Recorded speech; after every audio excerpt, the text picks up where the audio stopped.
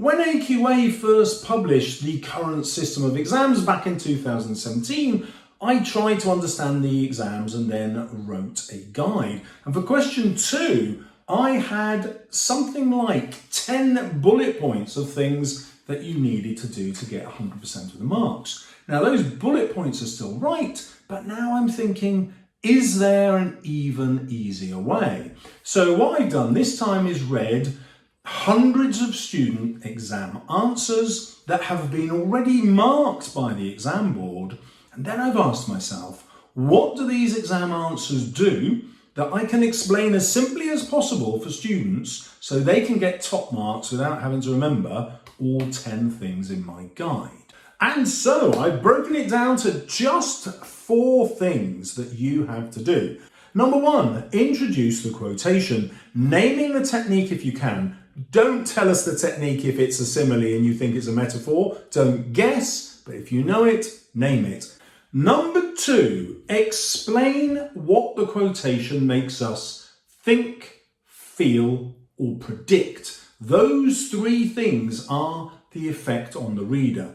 What the reader thinks about a character or an event, what we feel about the character or the event, or what that event or character makes us predict will happen later in the text. Now, when you explain that, you do not, I repeat, do not have to write P paragraphs. Instead, you can do what I've just described in 2 sentences. For example, so-and-so is described as blah-de-blah.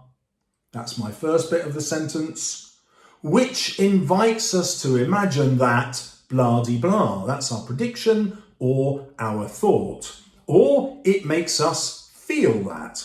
Okay, so you can do that all in 1 sentence and at the most 2. This is an exam, points make prizes, do not waste time writing long paragraphs. The easiest way to get the marks, all 8 of them, is to write 8 sentences about 8 quotations. The quotations will be there, you won't have to look for them. They'll be in that nice little short extract that you're given, and just bosh, bosh, bosh, bosh, bosh. What does this make me think, feel, or predict? It's as easy as that, should be second nature.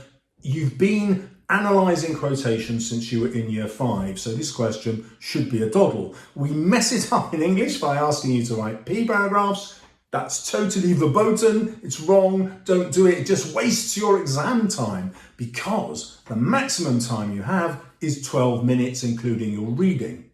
Now, you do not have to do 8 quotations, you can come up with 2 thoughts, 2 feelings, 2 predictions from the same quotation, but sometimes that goes wrong, and it's genuinely easier to find 1 thing to say about 1 quotation than it is to find 2 things to say about the same quotation. So, if 2 things pop into your head, well, by all means write them, but it's much quicker, much easier to find 8 quotations. Don't believe me? Test it out for yourself.